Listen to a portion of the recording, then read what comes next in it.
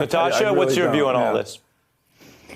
Yeah, so I think it's probably a little bit of Rudy lacking self-awareness, which is a point that Olivia Nuzzi, who wrote that great New York Magazine profile of him, made, that when her subjects tend to criticize the pieces that she writes, saying that they don't feel like they were represented fairly, then she assumes from that they're just completely lacking self-awareness, which Rudy Giuliani arguably is. But I also think that there is a level of wanting to stay relevant here, that there's a level of wanting to maintain his own defense because he is reportedly under, or at least being investigated by the Southern District of New York for his lobbying work in Ukraine and his business ties there.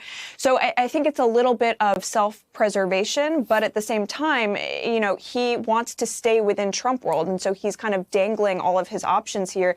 Lindsey Graham has said, if you have the evidence, then put up or shut up. He's invited him to testify about this before the Judiciary Committee.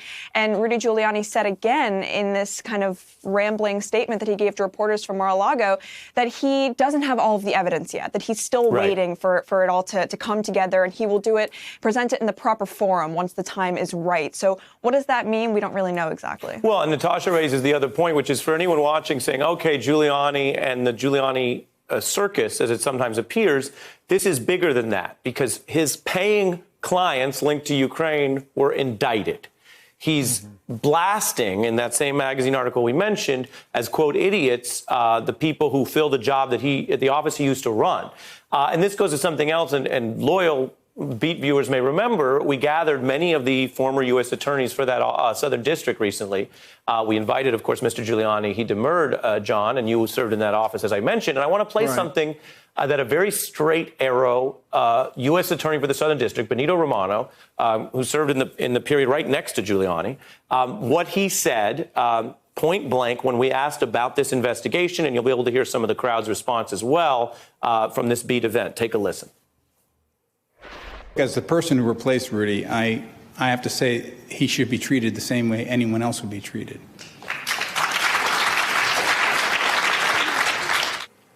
John, your view, and is that how this investigation will be run in New York? Well, I hope so. You know, the test is whether Barr, who is a corrupt attorney general, will try to put his thumb on the scales of justice and compromise what has been the independence of the Southern District a long time. You know, Rudy I think he was the U.S. attorney when an assistant was found dipping into the drugs during a case that he was involved in. I think that was Romano, actually. I know the case you're talking about. Yep. And they prosecuted an assistant in the office. They prosecuted their own prosecutor because they were so clear about no special treatment. Right. And so the office has that reputation without regard to party, relationship, or anything. And that's one of the reasons that guys like myself were attracted to go to that office.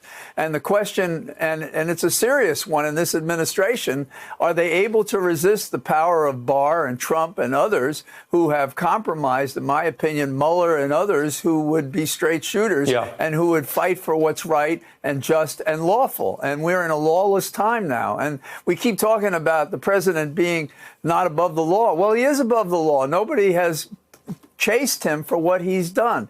The articles of impeachment were the best thing that's happened last year. And the question is how we use that initiative this year to show that we are a nation of laws and that nobody is above them. And that includes Trump. John Flannery with his own Happy New Year to everyone. America has become a lawless regime.